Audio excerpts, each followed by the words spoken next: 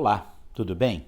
É, Antes de pular lá para os relatórios e para as consultas, eu achei que seria melhor a gente criar esse vídeo aqui agora, que seria sobre as regras de ouro do APS. São regrinhas que a gente tem que tomar antes da gente ir para a prática, né? Ir para a produção, fazer o rollout do APS. Eu acho que é bastante interessante. E aí eu gostaria que vocês comentassem, se possível, no final do vídeo, é, o que acharam desse modelo e etc. Que aí a gente pode até também estar criando esse modelinho aqui de regras de ouro para outros módulos também. Mas fica aqui a experiência e eu espero que vocês aprovem e gostem. Tá legal? Eu sou o Carlos Pios, você está desmistificando o DataSul. Vem com a gente. Carlos Pios aqui. Considere se cadastrar e dar o seu like e seu dislike no final do vídeo.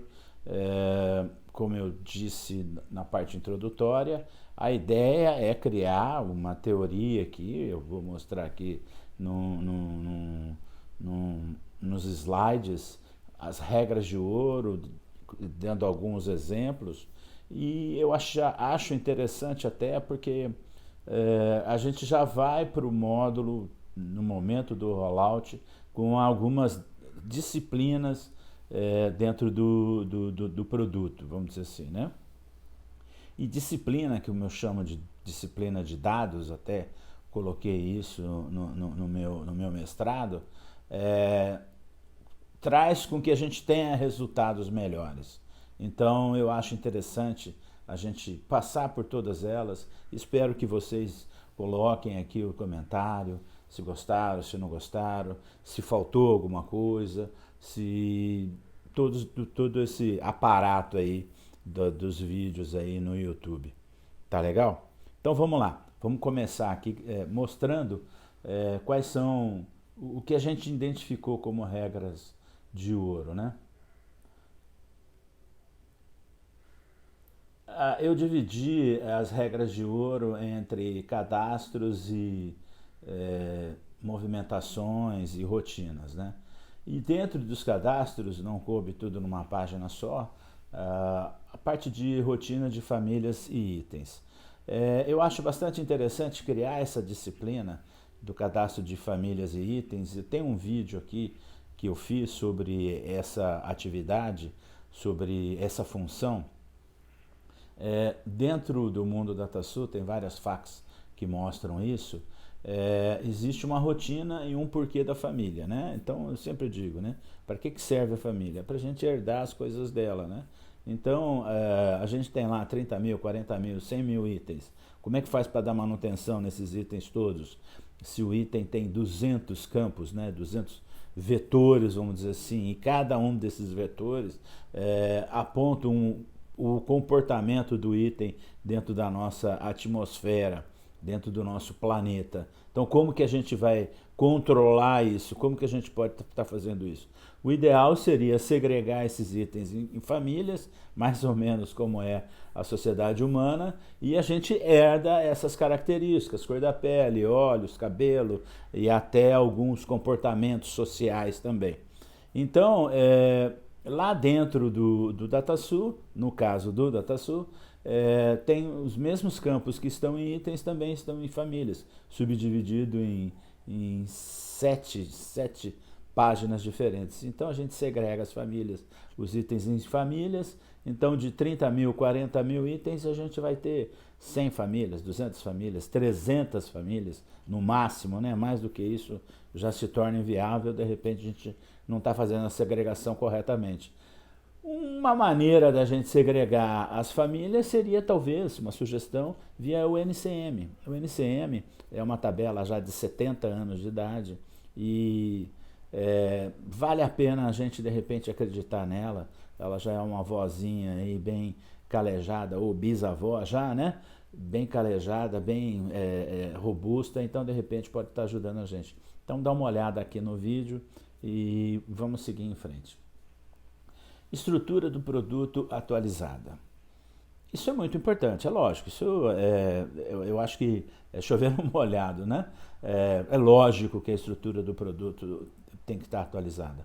Só que, nesses 40 anos de vida de consultor, eu já vi muita estrutura desatualizada. O que talvez esteja faltando? Uma harmonia entre o PCP e a engenharia.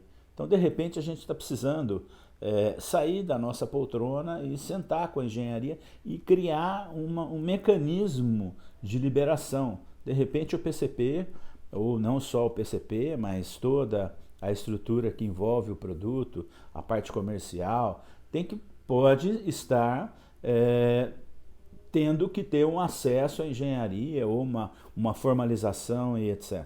Algumas empresas pelas quais eu passei, criou-se um comitê que seria responsável por esses dados, por essas informações. Então, de repente,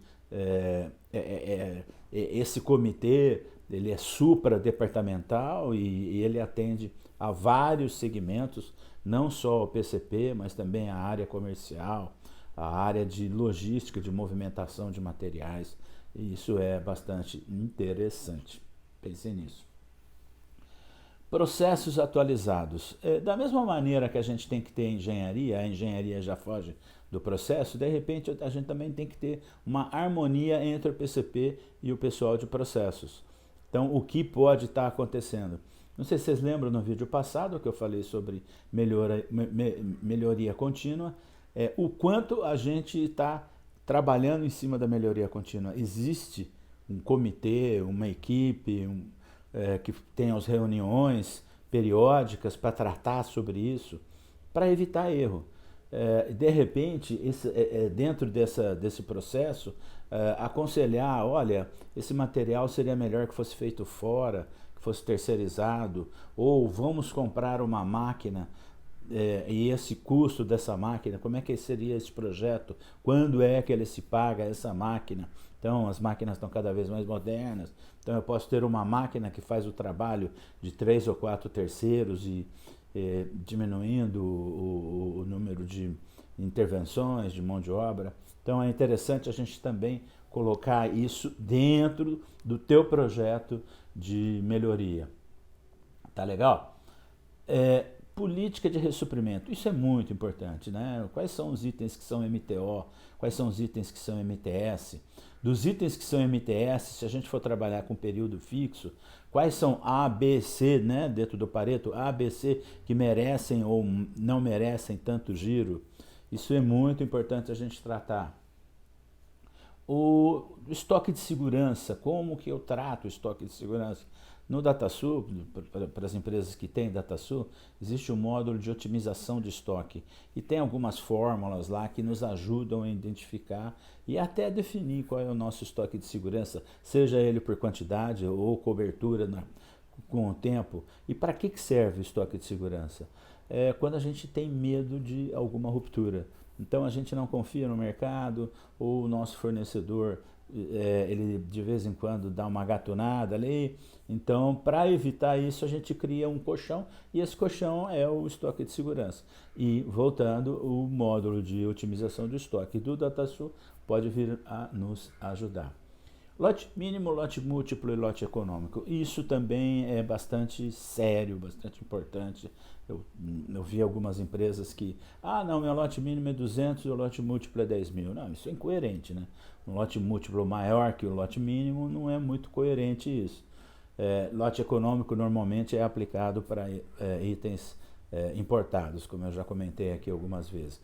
Mas não é muito coerente a gente ter um lote mínimo bem menor que um lote múltiplo. Então, de repente, está faltando alguma política, a gente pode estar amarrando isso lá, o primeiro item, na hora do cadastro, está trabalhando isso aí de uma maneira mais ergonômica, né? Mais séria, mais segura. Lote múltiplo tem a ver com o pessoal do PCP, não tem muito a ver comigo, né? O pessoal de suprimentos pode falar. Não, tem a ver sim, tá? Porque eu compro 100 peças, se eu comprar 101 peças, eu vou comprar 200 ou eu vou comprar 101 peças? Isso é bastante importante e só o pessoal de suprimentos tem esse sentimento. Tá legal? Tempo de ressuprimento, essencialmente para comprados. Isso é fundamental. Isso tem que estar extremamente atualizado, com muita qualidade, porque é ele que vai definir o nosso prazo de entrega do nosso produto final. Isso é muito importante, não é simples não. Então tem que ser muito bem trabalhado. Tanto o lote múltiplo, como o tempo de ressuprimento, como estoque de segurança, todos esses a gente pode ver no otimizador de estoque. No caso do tempo de ressuprimento, existe até uma ferramenta lá dentro do módulo que ele faz uma revisão dos últimos meses, dos últimos períodos, e que pode vir a nos ajudar a definir se o que a gente definiu, ele faz até um comparativo, né, do que a gente definiu com o que é o real, quer dizer, qual é o real? É a data de efetivação do pedido contra a data de chegada. Qual é esse parâmetro? E tudo isso aí muito bem tratado. Tá legal? O horizonte de segurança é um outro vetor muito importante também, que aqui no APS ele adquiriu uma importância exponencial. No caso de itens comprados, é aconselhável até por FAQ que o horizonte de segurança seja no mínimo o tempo de ressuprimento. O que é o horizonte de segurança?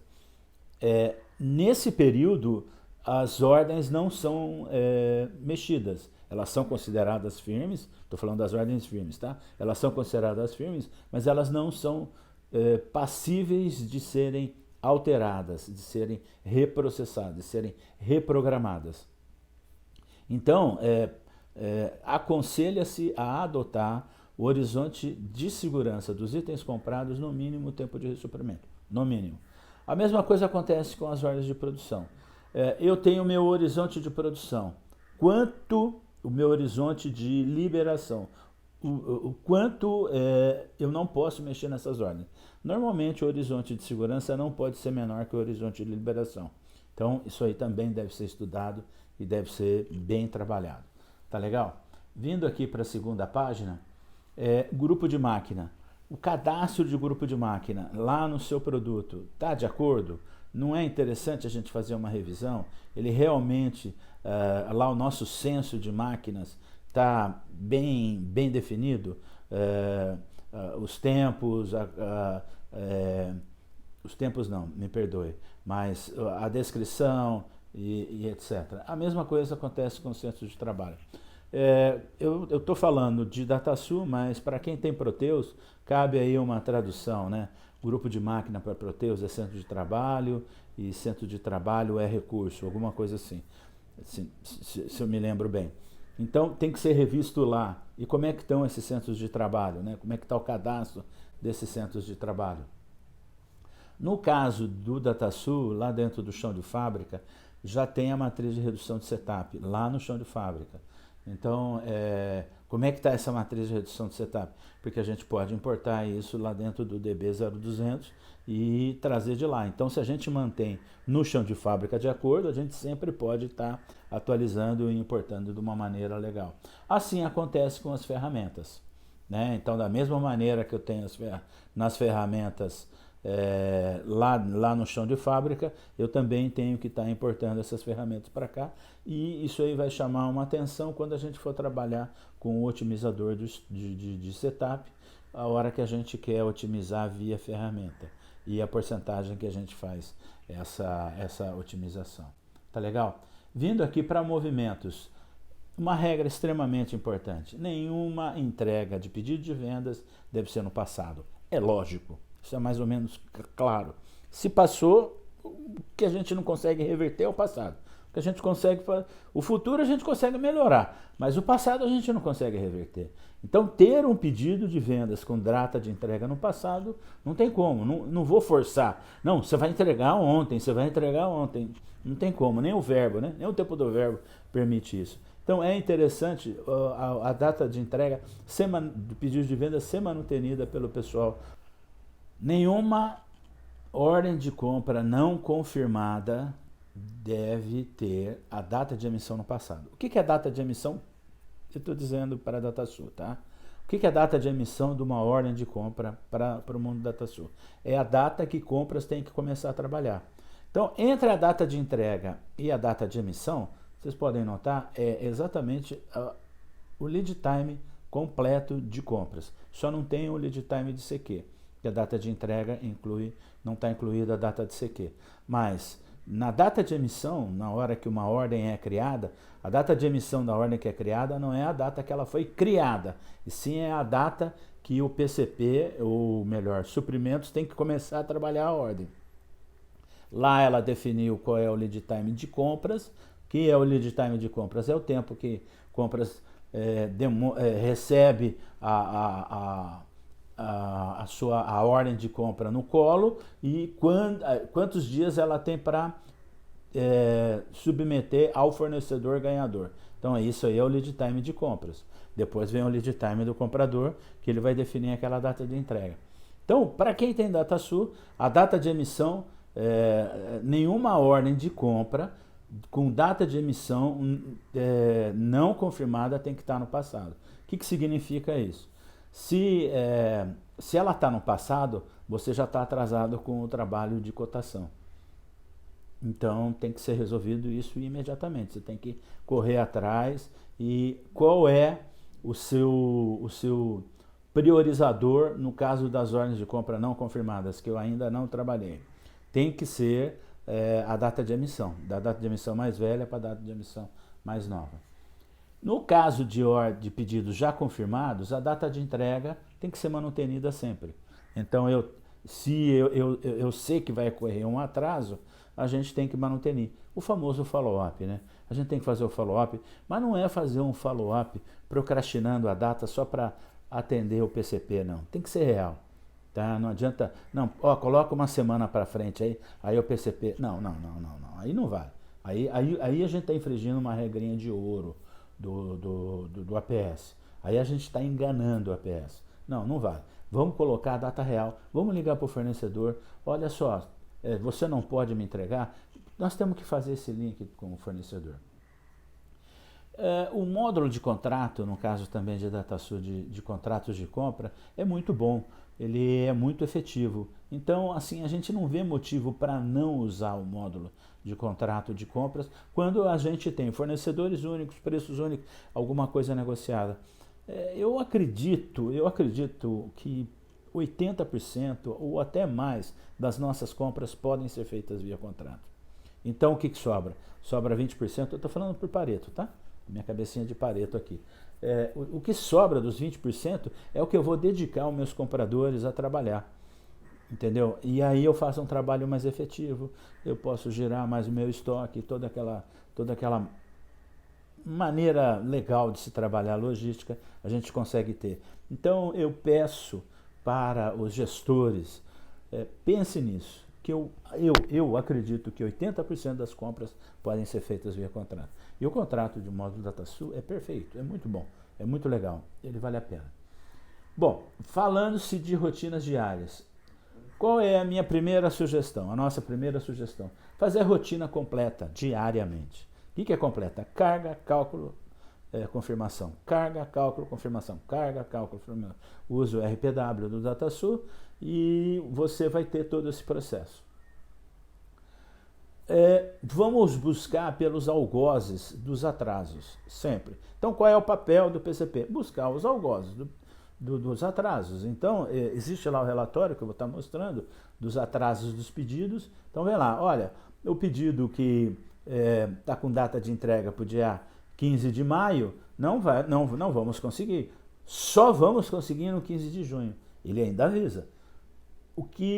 Qual é o papel do PCP? Procurar esses algozes. Quem é o algoz que fez com que, ou os algozes que fez com que a data mudasse de 15 de junho para 15 15 de maio para 15 de junho. Esse é o papel do PCP. Uma vez descoberto, a gente vai guardar essa informação que nós vamos usar daqui a pouquinho. Com isso, nós temos já aqui definido algozes, vimos, identificado quais são os algozes, vimos que nós não vamos conseguir tratar isso. Qual é o próximo passo? Avisar o comercial de que nós não vamos entregar o pedido de venda naquela data e o comercial vai ter que conversar com o cliente e definir, olha, eu não vou conseguir entregar nessa data, o que a gente pode fazer para ajustar isso? O quarto passo é avaliar a carga de máquina. A carga de máquina tem que ser avaliada diariamente pelo pessoal de processo. Isso é muito importante, é lógico. Por quê? Eu consigo ter o que... Eu tenho ali as máquinas, o pessoal de processo tem lá as máquinas, ele tem lá o cronometrista, mas a carga de máquina, ela vai me falar se tem alguma coisa, vai me mostrar se tem alguma coisa sobrando ou faltando. E aí, da mesma maneira que o pessoal do PCP vai buscar as bruxas na busca de algozes dos atrasos, o pessoal de processo também pode ir caçar a bruxa, tentando identificar por que esse cara aqui está com mais carga do que esse, quando deveria ser o contrário. De repente tem algum problema no meu cadastro. E aí eu tenho que me arrumar lá na minha engenharia de processo. Entendeu? Então esse é o papel contínuo do PDCA. A gente tem que estar fazendo um PDCA o dia todo. A vida da gente é fazer um PDCA. Né? Nossas esposas adoram fazer PDCA. Né? Como é que fala? Discutir relação não é um PDCA? Então a gente planeja, a gente executa o planejamento, a gente checa o planejamento e corrige o planejamento. Planeja, executa o planejamento, checa os resultados e ajusta os resultados. Todo o tempo, o tempo todo. Eu costumo falar que o PCP tem emprego eterno, porque é o tempo todo fazendo esse tipo de trabalho. Tá legal? E por último, a mais importante, que é praticar toque, a teoria das restrições. Poucas empresas que eu trabalhei praticam o toque. Ah, eu acho que o meu gargalo é em tal lugar. Tem certeza? Então, o 2, a busca dos algozes, dos atrasos, é uma tremenda de uma ferramenta para nos ajudar a definir quais são as nossas restrições. E definindo as nossas restrições, a gente consegue trabalhar nelas e melhorar o dia a dia. Então, como você... Aonde é que eu posso melhorar? E quem é que vai nos definir isso? A teoria das restrições. São os 5 passos da teoria das restrições. Tá legal? Eu gostei bastante desse slide aqui, ele é bastante prático. Se você quiser ir parando o vídeo e tirando fotos dessas rotininhas e de repente discutir lá com o teu time de PCP, colocar tudo isso num quadro e fazer um Chikawa ou alguma coisa nesse sentido, é bastante interessante. Eu aconselho. Tá legal? Daqui a pouco a gente volta. Obrigado. Então, só relembrando, né, os 5 passos da teoria das restrições. Primeiro, identificar qual é o nosso gargalo. Né? Através desse ciclo aqui a gente consegue ver fácil como é que está isso. Eu gostei dele, achei aqui na internet. Muito interessante, muito obrigado para quem me emprestou. O segundo é explorar esse gargalo. O quanto que a gente pode explorar. De repente, eu posso estar mudando ele para 2 turnos, para 3 turnos. A minha manutenção industrial está de olho nesse cara. Como é que está isso? O terceiro é subordinar todas as outras operações a ele, porque já que ele é o gargalo. A quarta é elevar esse gargalo, quer dizer, o que eu posso fazer? Eu posso fazer um retrofit, ou eu posso colocar peças, equipamentos paralelos a ele, que pode nos ajudar. E por último, procurar um novo gargalo, porque aí, uma vez que eu elevei, muito provavelmente ele vai deixar de ser o meu gargalo. Não necessariamente o gargalo é um equipamento, é uma máquina, é um grupo de máquina, pode ser um procedimento, pode ser um departamento. Como eu disse, num dos projetos que a gente passou, a gente identificou que o gargalo é compras. Então, a gente tem que ir lá em compras, sentar com compras, definir um projeto de compras para fazer todo esse trabalho e, através do PDCA, tá elevando compras até compras estar numa situação bem legal. Tá legal? Bom, vamos lá. Então, de repente, esse o que a gente entende como regras de ouro para fazer com que o OPS funcione de uma maneira legal.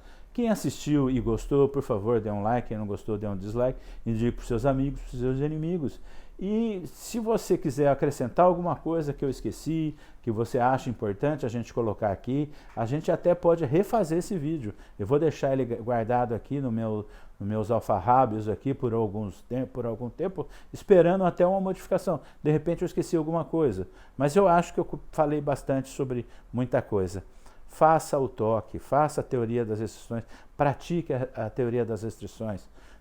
A gente vai ter um feedback bastante legal sobre o resultado disso.